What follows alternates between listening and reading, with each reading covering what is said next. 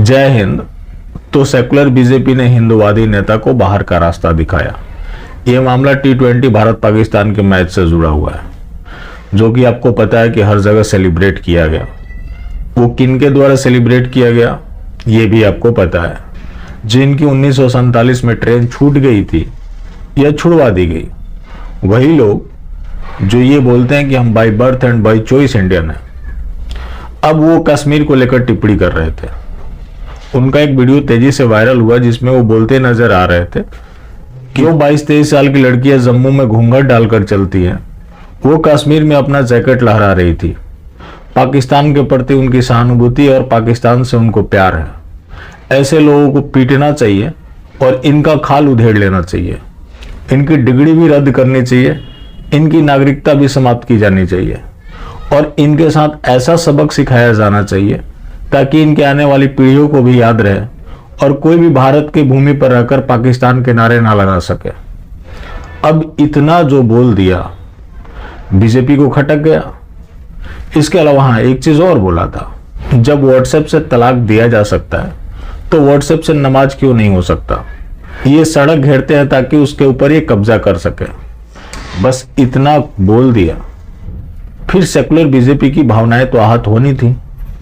उसने उन्हें कारण बताओ नोटिस जारी किया और विक्रम सिंह रंधावा को यह बोलते हुए एक पार्टी से बाहर का रास्ता दिखा दिया गया कि आपकी वजह से पार्टी को शर्मिंदगी उठानी पड़ी है, पार्टी की बदनामी हुई है। यह सेकुलर बीजेपी ऐसा नहीं है कि विक्रम सिंह रंधावा के साथ ही किया है, इससे पहले टाइगर राजा सिंह के साथ भी हो चुका है। वो अलग बात है कि टाइगर राजा सिंह का अपना व्यक्तित्व है, वो निर्दलीय चुनाव जीतकर आ गए, फिर से बीजेपी में शामिल हो गए। तो इस विशुद्ध हिंदूवादी पार्टी को, जो कि मास्टर स्ट्रोकवादी भक्तों का मानना है, हम तो इसे नहीं मानते। हमारा मानना है कि एक प्योर जिहादी पार्टी है ये। उसकी भावनाएं कैसे आहत हो जाती है। और आप सोशल मीडिया उठाकर देखें, इनकी प्रवक्ताओं को सुने तो आपको यही चीज नजर आएगा कि ये घोर हिंदूवादी पार्टी है और इसका परिणाम देखने को हर जगह मिल भी रहा है। जो इनकी जिहाद परस्ती है, उस जिहाद परस्ती का परिणाम हर जगह देखने को आपको मिलेगा। जैसे कभी हालिया उपचुनाव हुए हैं, हिमाचल में ये बुरी तरह से हार गए, बंगाल में ये बुरी तरह से हार गए। जब बंगाल की बात हो रही थी तो मैंने उस समय कहा था कि अगली बार बीजेपी का झंडा कौन उठाएगा। लेकिन मास्टर स्ट्रोकवादी हैं जो मानते नहीं है। उनका मानना है कि हम मोदी को बदनाम कर रहे हैं, हम मोदी को जीवित रखने की कोशिश कर रहे हैं ताकि मोदी जीवित रहे। हम चाहते हैं कि वो कम से कम 100-150 साल जिए ताकि जो मोदी ने जिहाद की खेती की है उसको वो देख सके। असम में आप देख लीजिए, वहां हिंदूवादी नेता है, लोगों ने हिंदूवादी नेता को चुना, जिसका परिणाम ये है वहां 5 की 5 सीट बीजेपी जीत गई, जबकि हिमाचल में इनकी सरकार है। उसके बावजूद भी ये लोकसभा विधानसभा के उपचुनाव हार गए। आखिर क्यों? क्योंकि यहां सेकुलर बीजेपी थी, वहां कम्युनल बीजेपी थी। अब है भाजपा नेताओं के प्रति लोगों के आक्रोश की बात।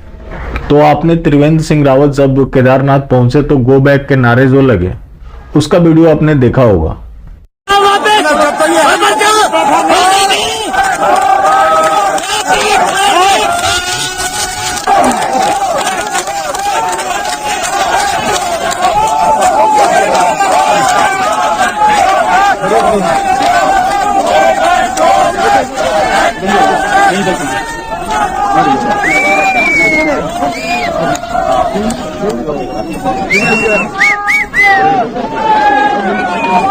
त्रिवेंद्र जी केदारनाथ से तीर्थ पुरोहितों ने धर्म विरोधी देख करके वापस कर दिया।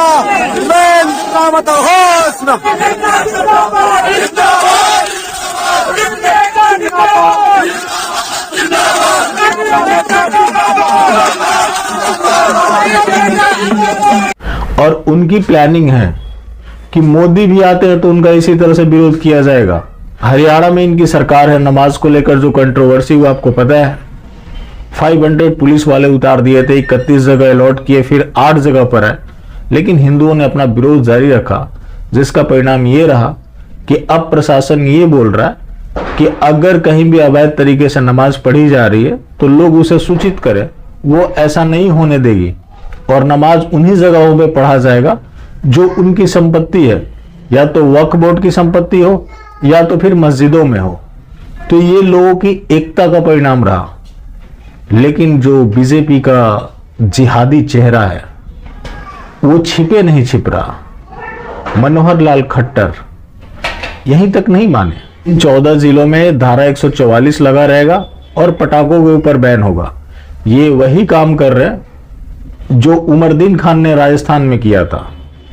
वो तो खैर जिहादी था, लेकिन ये विशुद्ध हिंदूवादी लोग, ये चीज आपको याद रखना चाहिए। आज जितने पर्व त्योहारों पर रोक लगने शुरू हुए वो 2014 के बाद ही शुरू हुए, चाहे इनके द्वारा लगाए जा रहे हों या उनके द्वारा लगाए जा रहे हों। और जो न्यायालय है, संस्थान है, सब सरकारों के अनुरूप चलते हैं। सरकार जब ऐसा कर रही है जो कि हिंदू हित के लिए आई थी, हिंदुओं ने एक एक्सपेक्टेशन के साथ वोट दिया था कि ये सत्ता में चले जाएंगे तो सब कुछ बदल कर रख देंगे, लेकिन बदलना कौन पूछे, इन लोगों ने और देश का बेड़ा गर्क कर दिया। और जो ये लोग कह रहे हैं कि पार्टी की बदनामी हो रही है, तो यही नरेंद्र दामोदर दास जी की जो नीति है, जो कि जिहाद को मजबूत करना है और हिंदुत्व का मुखौटा दिखाना है। तो जिहाद के बारे में अगर कोई कुछ बोलता है तो इनकी भावनाएं तो आहत होंगी। आज आप किसी भी जिहाद के बारे में बोलते हैं तो जिहादियों से ज्यादा भाजपाइयों को सुलगती है, और आप जिहाद के खिलाफ अगर कोई भी कदम उठाते हैं तो आपके रास्ते में सबसे बड़ा रोड़ा ये मास्टर स्ट्रोकवादी जिहादी है।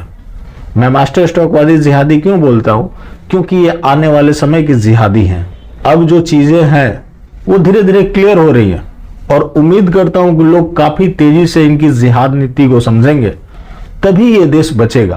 क्योंकि वाकई आज इनकी वजह से देश खतरे में है, चाहे वो महंगाई का मुद्दा हो, या हिंदुओं की लगातार प्रताड़ना हो, या हमारे मंदिरों का टूटना हो, या हमारे पर्व त्योहारों पर रोक हो।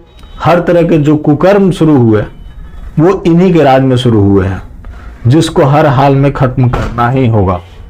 बाकी जिंदा रहे तो फिर मिलेंगे, और मिलते रहेंगे तो जिंदा रहेंगे। मिलना जुलना जारी रखा है, लेकिन हाँ, मास्टर स्ट्रोकवादी बिल्कुल भी ना हो। जय हिंद।